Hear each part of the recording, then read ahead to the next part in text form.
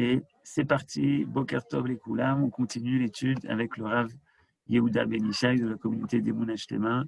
On est toujours à Messilat Isharim, on est très heureux de pouvoir étudier ensemble. Bonne étude à tout le monde.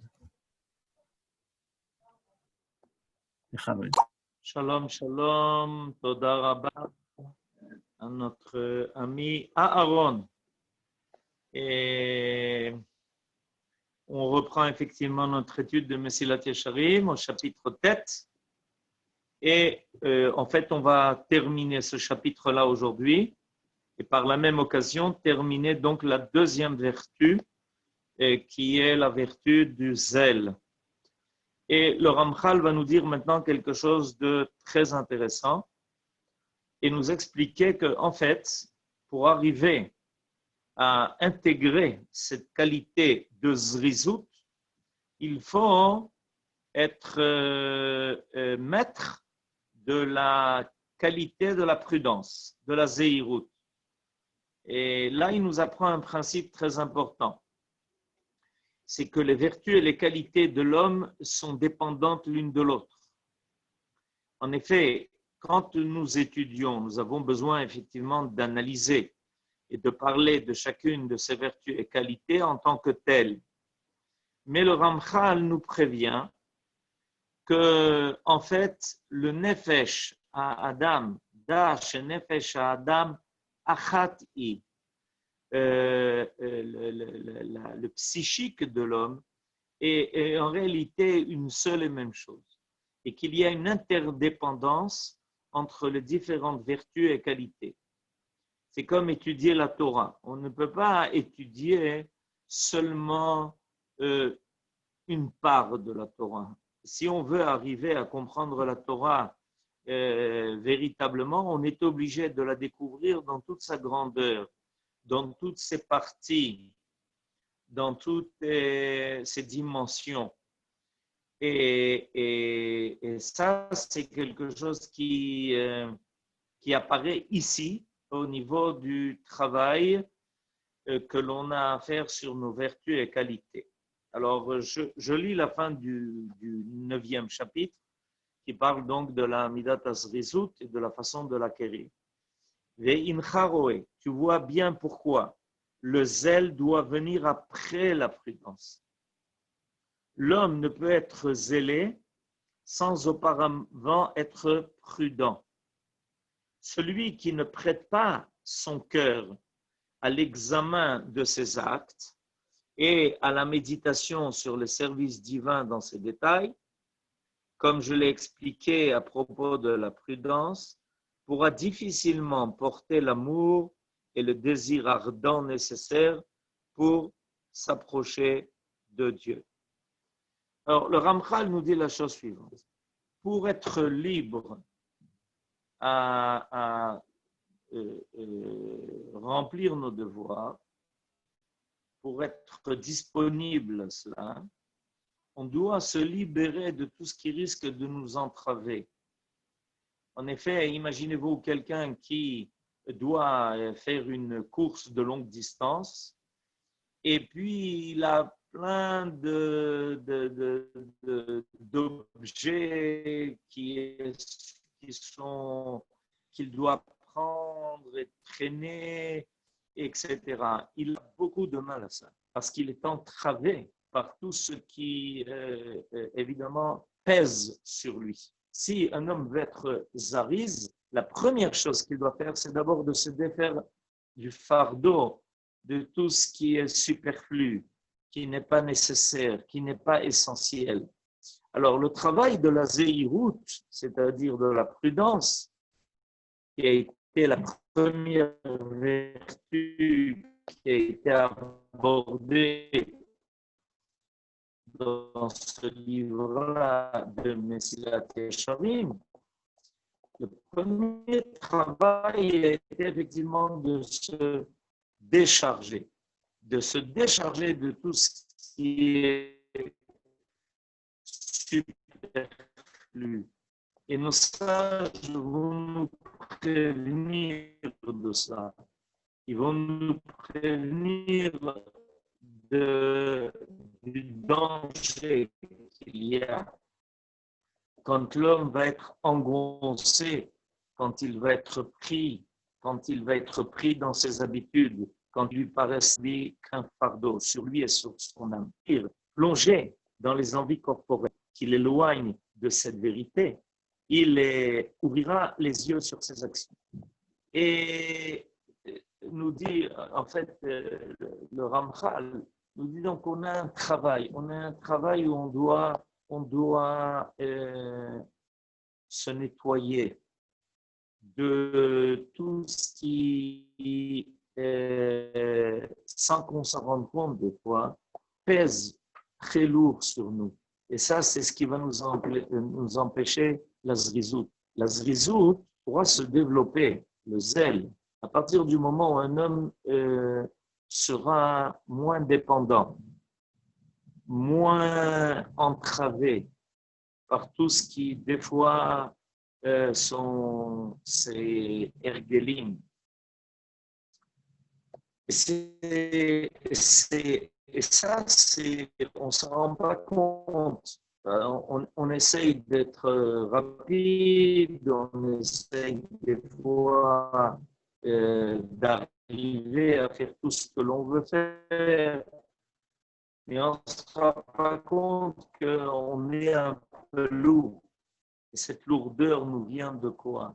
Du fait qu'on s'est habitué à un certain nombre de choses. Alors la zéhirout, c'est précisément faire attention. C'est précisément faire attention de ne pas vivre cette ambiance et cette atmosphère de tout ce qui est tellement artificiel, superflu. Nos sages vont nous dire que, par exemple, Marbe Bassar, Marbe Rima, celui qui mange beaucoup, il aura du mal à être. Il est dépendant de cela.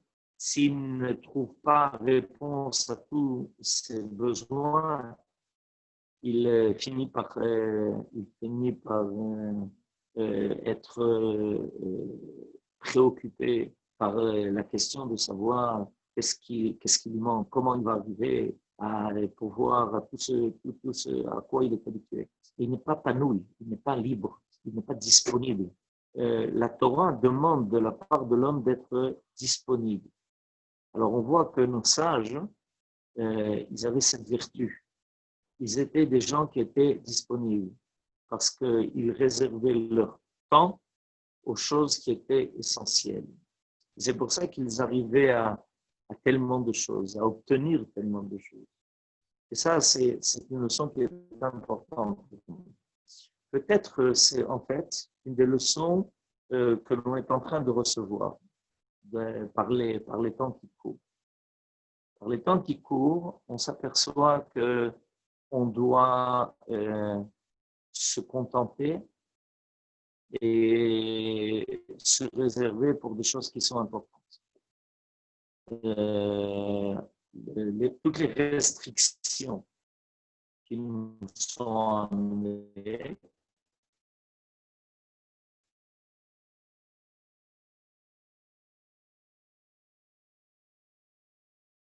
qui d'un côté rendent la vie un peu moins facile, à être plus confinée. D'accord? C'est le terme qui est employé. Trouver dans cela quelque chose de positif. Ce que on peut trouver de très important et très positif dans cette situation, c'est qu'on est obligé de se débarrasser de beaucoup de choses qui nous paraissaient avant normales. Quand quelqu'un avait besoin de faire des achats, ça lui paraissait normal d'y consacrer 3 à 4 heures pour choisir exactement les produits qu'il voulait et aller là où il fallait, selon ce qu'on lui avait dit, qui était peut-être bon marché ou meilleur. Et si on est habitué à des produits raffinés, alors il faut aller chercher exactement au lieu où ça s'y trouve. Or maintenant, on nous en dit que non, on a besoin d'être plus concentré. On a besoin d'être plus focalisé. Et on ne peut pas se permettre de circuler comme on veut, quand on veut, autant qu'on veut. Alors évidemment, d'un côté, on peut sentir que on est moins libre. Mais peut-être qu'au contraire, on devient plus libre. Ça paraît paradoxal. Mais il est possible que par là, en réalité, on est en train de passer un processus qui nous rend une liberté qu'on avait perdue. Cette liberté avait été perdue par tous ceux qui étaient devenus des habitudes. On avait réussi à nous convaincre que des fois, pour gagner un shekel, il fallait aller à l'autre bout de la ville et qu'on avait besoin, pour obtenir quelque chose, d'attendre pendant longtemps. Ce temps, c'était un temps qui en fait était perdu. Et si on avait fait le calcul, on aurait réfléchi à la valeur de notre temps. C'est ce à quoi on aurait pu aboutir. Ben, il est possible que maintenant, ce qui nous est envoyé par Akadosh Baruch Hu, cette nécessité de zéhirut, d'être prudent, parce que effectivement, la situation telle qu'elle est maintenant nous demande de réserver nos sorties à des choses qui sont importantes, qui sont essentielles. Et c'est pas forcément aller acheter du pain ou du lait. C'est peut-être des choses qui sont importantes, pas seulement pour notre corps, mais aussi pour notre âme. Et que donc on doit se libérer. En réalité, il y a actuellement un processus qui peut-être paraît au début très entravant, mais qui, si on y réfléchit sérieusement, peut apparaître comme un processus qui va nous libérer de toutes les conditions matérielles et de tous ces besoins qui, des fois, ont été créés de façon très artificielle. Quelqu'un a besoin de se reposer, pour ça, il est obligé de voyager 3 heures, s'il a de la chance et qu'il n'y a pas d'embouteillage, etc., etc. Et une bonne partie du temps qu'il aurait dû consacrer à son repos va être consacré à essayer d'obtenir son repos. Alors, et ça, cette midat zéhirut maintenant nous amène, nous oblige à réfléchir et à nous dire, voyons, soyons sérieux, réfléchissons à quoi je veux consacrer mes efforts, mon énergie, mon temps, ne pas prendre de risques qui sont superflus. Et en fait, grâce à cela, être disponible.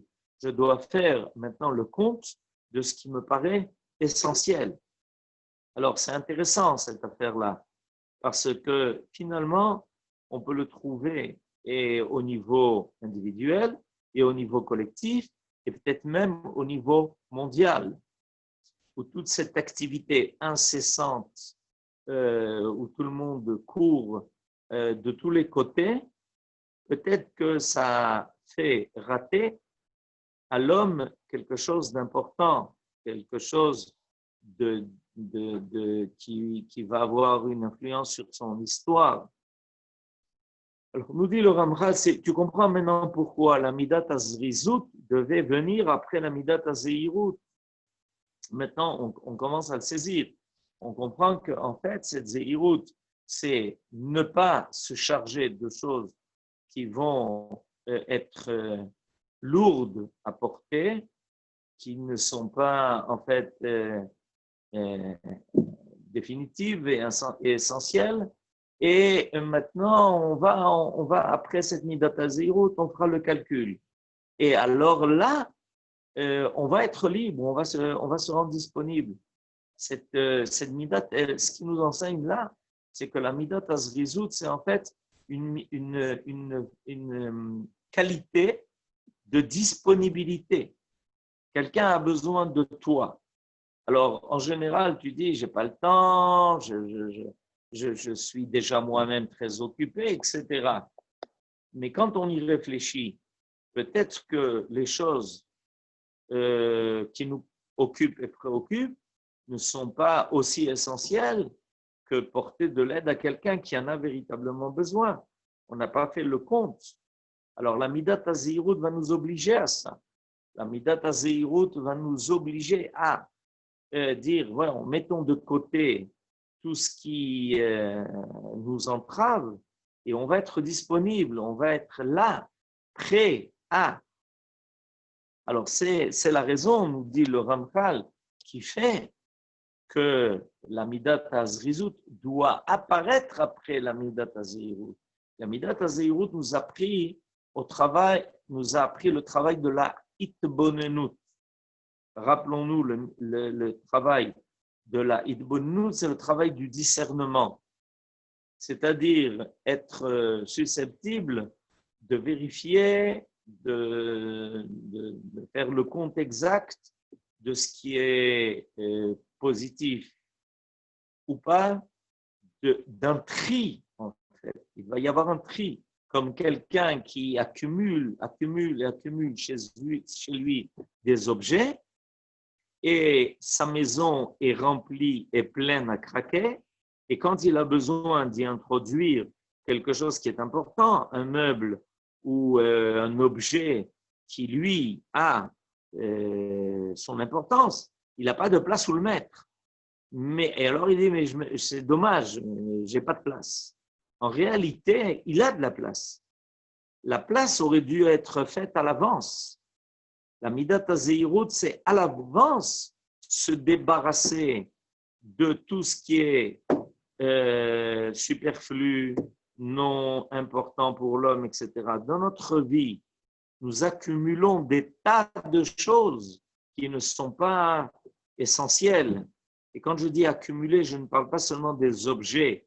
Dans chaque maison, on rentre, on voit des choses qui, si on y réfléchit, très rapidement n'ont pas leur place. Et on a, avec le temps, on a prié, on a accumulé, on a mis, et ça nous oblige à évidemment être occupé parce qu'il faut s'occuper de nettoyer tout ça, de ranger sans arrêt des choses qui sont à remettre en place. Vous rendez compte, tout ce que je suis en train de dire au niveau de ce qu'est la demeure de l'homme, il en est de même au niveau de sa personnalité. C'est notre personne est aussi une demeure. Imaginez-vous, qu'est-ce qu'on a acquis, qu'est-ce qu'on a accumulé en nous, qui très souvent va nous rendre très lourds, très difficiles à bouger. On va être difficilement mobilisable quand on va nous demander de participer à quelque ou autre bonne action. On va dire, mais c'est pas possible, j'ai pas le temps, c'est difficile, combien d'efforts il faut fournir pour cela, etc., etc. Tout ce que je viens de dire. Ben, vous vous rendez compte un peu, on peut se débarrasser de beaucoup de choses comme ça. Il y a un temps, aujourd'hui, on a, même au niveau de la santé de l'homme, on a conscience que l'homme doit de temps en temps s'arrêter, se nettoyer. Il doit se libérer de tout ce qui empoisonne sa personne, de tous les détriments, les détritus, ce qui n'a pas été évacué. La Torah nous donne des indications en disant, vous savez, de temps en temps, il faut jeûner. Il faut jeûner. Ça nous permet de nettoyer notre corps et de nettoyer notre âme de toutes les fautes qui peut-être ont été accumulées. Il en est pareil maintenant pendant ces semaines-là que nous sommes en train de vivre et entre le 17 Tammuz et le 9 Av. D'accord? Il y a des activités auxquelles on doit maintenant renoncer. On ne peut pas se permettre pendant cette période de l'année d'avoir les mêmes activités que l'on a pendant toute l'année. On ne peut pas faire des smachot, se rencontrer pour se réjouir, et entendre de la musique à tue-tête, faire de grands repas de gala, d'accord? On est limité. On ne peut pas étreiner de nouveaux objets, de nouveaux vêtements à partir du 17 Tammuz. On essaye de ne pas le faire, sauf si on est véritablement obligé, alors on le fera peut-être Shabbat. Et on se dit, mais, et à partir du Rosh Chodeshav, on doit diminuer ses activités, même professionnelles. Pourquoi? Alors on peut dire, ah voilà, bon, c'est le deuil que l'on a pris sur nous de respecter à cause de la destruction qui s'est passée il y a 2500 ans. Mais on peut considérer cette période de temps comme quelque chose de plus profond. On peut considérer ce temps que nous sommes en train de vivre comme le temps où on se nettoie, où on se libère, où on se dépouille de tout ce qui est superflu. C'est ça le but essentiel au niveau du psychique de l'homme, au niveau de ce qu'il est. On lui dit, écoute, sois plus calme, sois moins affairé, prends un temps pour réfléchir, prends le temps nécessaire à faire le compte de ce qui malheureusement n'aurait pas dû être fait et qui a entraîné finalement l'exil. Et essaye de réfléchir, essaye de te libérer de tout cela. Ça, c'est ce qui nous permettra ensuite de construire. OK? Quand il y a quelque chose à construire, la première chose qu'il faut faire, c'est évidemment nettoyer le terrain des ruines peut-être qui s'y trouvent. OK? Et on est occupé par cela. On est affairé à des choses qui malheureusement captent tellement notre esprit et notre âme et qui ne nous laissent pas libres. Alors, nous dit le Ramchal, pour arriver à la Midat Azrizut, on a été obligé d'abord de passer par cette Midah qui est la Midata Zeirut. Et voilà. C'est un peu comme pour avoir les activités de la journée, il a fallu se libérer de tout ce au quoi on était occupé pendant la journée d'avant, pendant la nuit. Et le temps où on se libère de tout cela, on se libère de tout ce qui s'est accumulé pendant la journée précédente et qui ne nous laisse pas libres et disponibles pour entreprendre un nouveau temps. Alors, on peut maintenant réfléchir à ce que nous vivons maintenant et penser aussi à cela.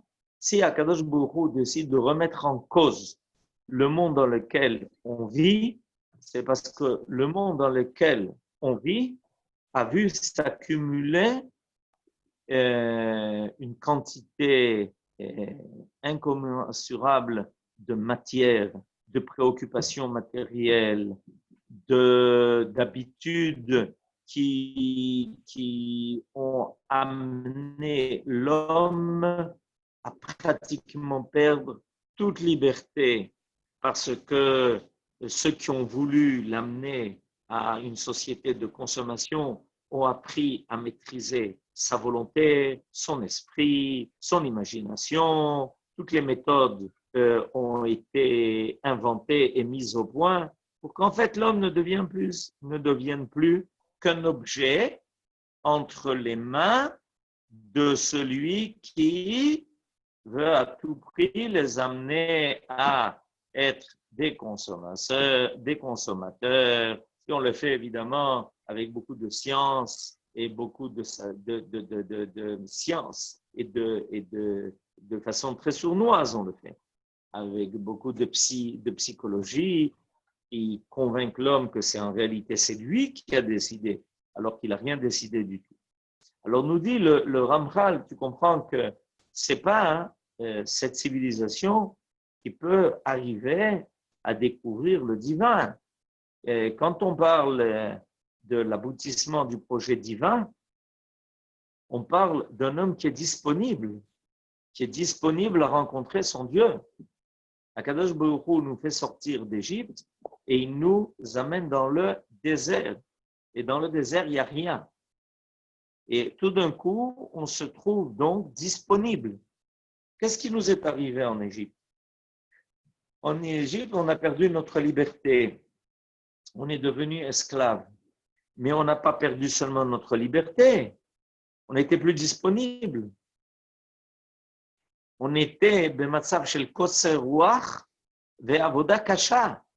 Il n'y avait plus aucun espace libre dans notre vie. On était occupé au travail, à l'asservissement du pharaon, yomam v'layla, nuit et jour. Ça ne peut pas être un peuple qui va aller rencontrer son Dieu et qui va être disponible pour accomplir sa volonté et accepter de relever le défi de l'accomplissement du projet divin de la création du monde. Ça ne peut pas être un peuple pareil. Il faut le libérer. Il faut le rendre disponible. Et c'est pour ça qu'on sort d'Égypte et tout d'un coup, Akadosh Baruch Hu nous fait passer par le désert. Alors, on passe ce temps, qui est un temps où petit à petit, on se défait de tout ce qui nous entravait, des habitudes qu'on avait contractées. À un moment donné, on entend les enfants d'Israël se plaindre qu'ils n'avaient plus tout ce que les Égyptiens leur fournissaient, mais ils leur fournissaient avec un esclavage terrible et horrible. Et ils sont devenus dépendants de ça. Vous vous rendez compte un peu? Alors, Akadosh Baruch Hu nous dit, non, vous allez sortir dans le désert et vous êtes libre maintenant de toute entrave, de tout ce que les Égyptiens vous fournissaient. Vous allez manger la manne qui va tomber du ciel et boire l'eau qui va sortir du rocher. Et vous n'avez besoin de vous livrer à rien. Vous êtes libérés de toutes les occupations, on n'avait rien à faire, ni à se fournir nourriture et boissons. Comme je viens de le dire, on mangeait la manne qui est tombée du ciel, on buvait de l'eau qui sortait miraculeusement par miracle du rocher grâce à Myriam. Nos vêtements étaient rendus propres par les nuées qui nous entouraient, par la Nanekavod. On était libre. C'est quelque chose d'extraordinaire. Il nous est arrivé quelque chose d'extraordinaire. Donc, on peut considérer aussi ce qui nous arrive maintenant comme une mise en place de la liberté de l'homme, de la possibilité de l'homme de se défaire de tout ce qui s'est accumulé. Et la civilisation qu'on a vécue ces dernières années était une civilisation où l'homme n'avait même pas le temps de réfléchir. On a voulu l'empêcher de réfléchir pour qu'il achète sans arrêt, qu'il consomme sans arrêt. On a trouvé toutes les méthodes qui lui empêchaient de choisir, qui lui empêchaient de réfléchir. Alors nous dit le Ramchal, on n'est pas disponible. C'est pas étonnant qu'on ne trouve pas le temps de faire les choses les plus essentielles, même d'aller voir les parents, de leur rendre visite, de prendre le temps de voir, de s'inquiéter des autres, de s'inquiéter même de ses propres enfants. Tout ça a été raté. Pourquoi? Parce qu'il n'y avait pas de midat à Zeirut comme il fallait. Et donc, on a besoin rapidement de retrouver tout ça. Rapidement. On a besoin rapidement de se défaire de tout ça. Et comment on le fait finalement? On le fait parce que Akadosh Baruch Hu crée des situations qui sont exactement les situations qui vont nous ramener à ça. Les situations qui vont nous ramener à ça. Ces situations où Akadosh Baruch Hu trouve le moyen de faire baisser l'activité de l'homme à l'échelon mondial. Et l'homme essaye de reprendre, il essaye de rattraper, il essaye de retrouver, et ça marche pas, ça marche pas. Parce que Akadosh Baruch Hu veut que l'homme retrouve cette midat hazehirut, et en réalité, derrière cela, se cache déjà le projet divin de nous rendre des hommes libres et disponibles, d'être ceux qui vont pouvoir entendre, nous libérer de tous ces bruits et parasites qui nous empêchent d'entendre la voix divine. En Égypte, on ne pouvait pas entendre la voix de Dieu.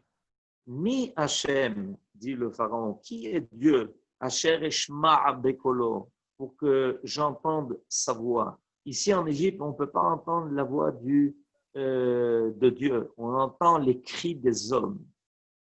On ne peut pas entendre la voix de Dieu parce qu'on entend le bruit incessant de cet esclavage permanent qui était ce qui avait été mis en place par cette civilisation, qui est la civilisation égyptienne, et qui va être suivie par ces grandes civilisations au niveau quantitatif qui vont remplir le monde d'un bruit infernal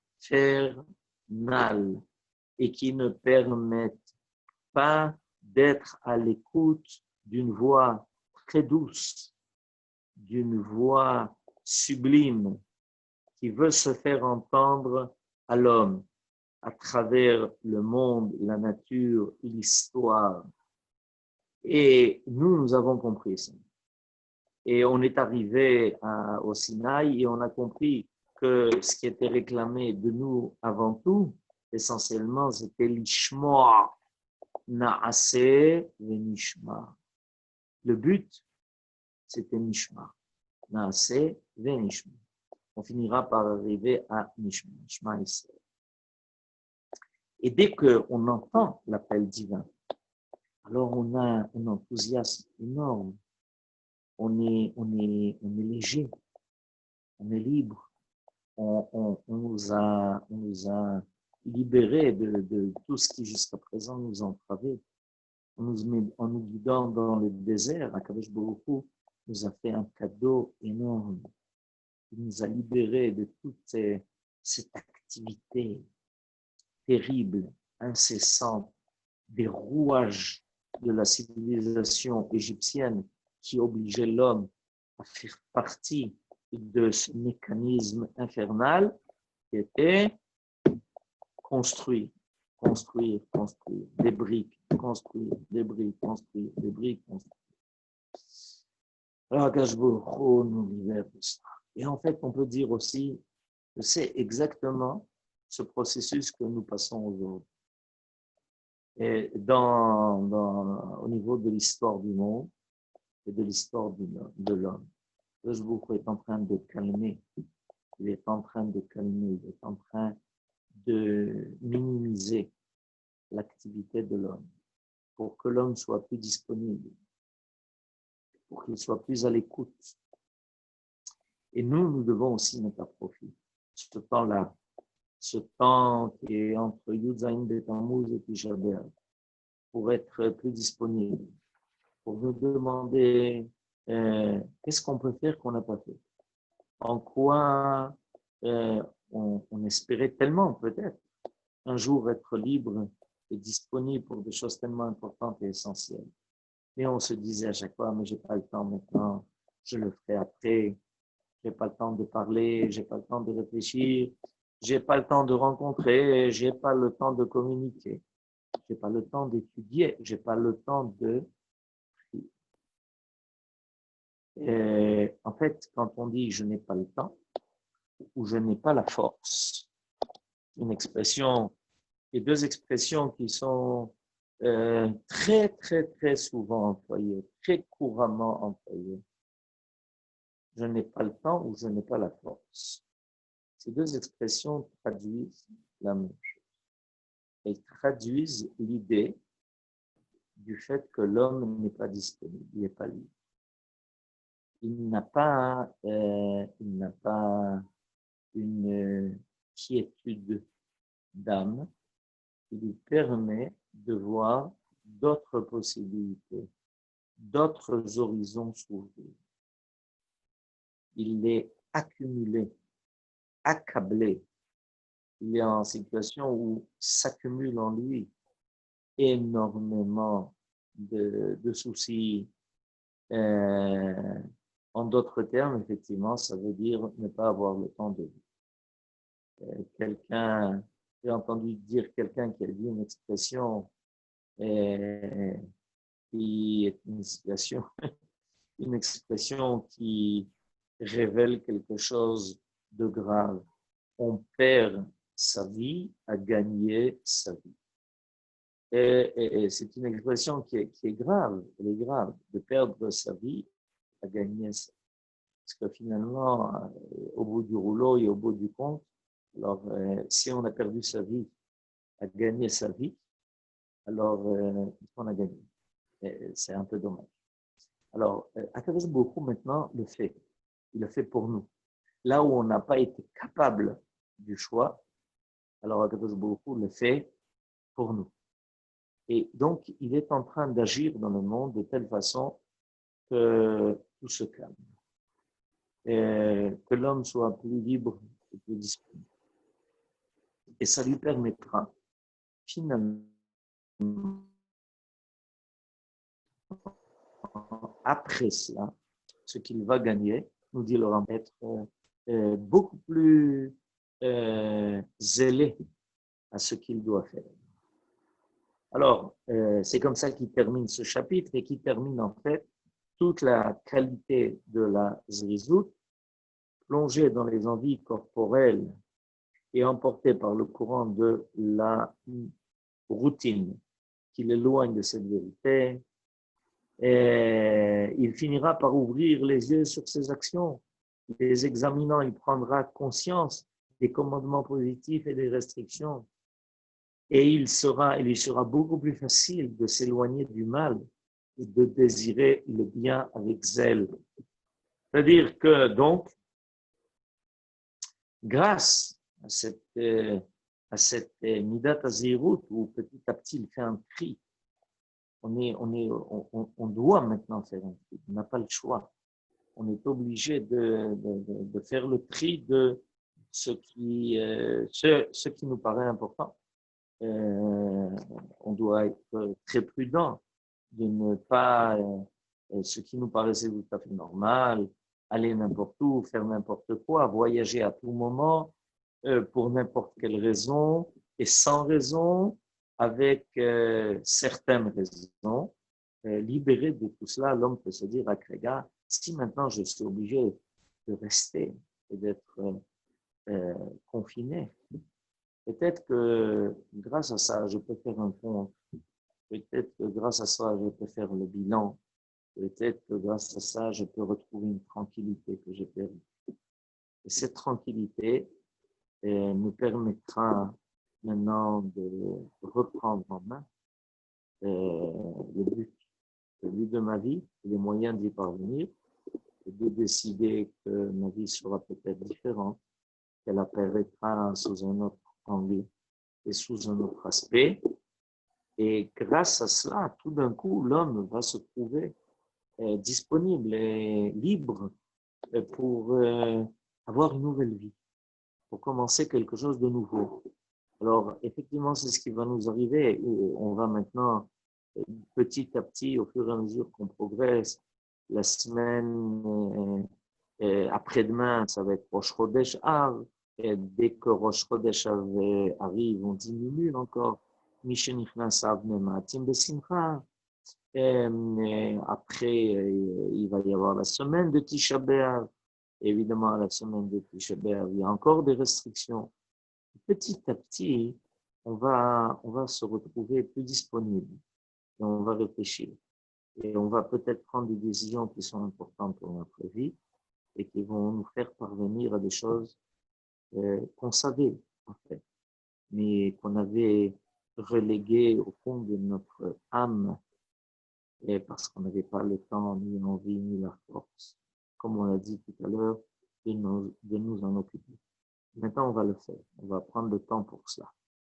Et tout de suite après Tisha B'Av, dès Tisha B'Av, on sera disponible pour construire et reconstruire ce qui malheureusement a dû disparaître pour nous permettre d'avoir une nouvelle vision du monde qui soit meilleure et où on n'est pas seulement occupé à entendre ce que les autres veulent déverser sur nous par tous les moyens qu'ils ont mis au point et pouvoir communiquer non pas avec seulement les hommes, mais surtout communiquer avec Dieu.